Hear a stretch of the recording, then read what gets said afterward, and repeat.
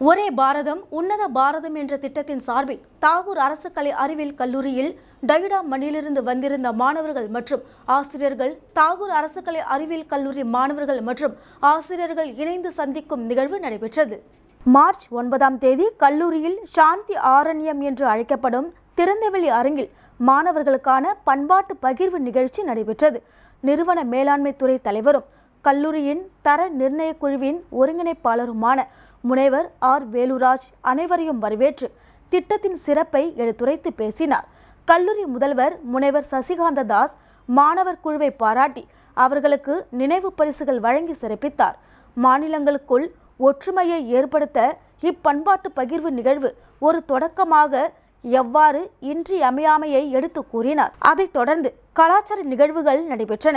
இயற்பியல் துறை 2ஆம் ஆண்டு மாணவி தாட்சாயணி மற்றும் தமிழ்துறை 2ஆம் ஆண்டு மாணவி தரண்யா ஆகியோர் ஆடிய பரதநாட்டிய நிகழ்ச்சியும், கணிதத்துறை மாணவர்களின் சிலம்பாட்டமும், கல்லூரி வாசித்தல் குழுவில் உள்ள மாணவர்களின் ஆங்கில கவிதை வாசிப்பு ஆகிய நிகழ்வுகளும் மிகவும் குறிப்பிடத்தக்கன.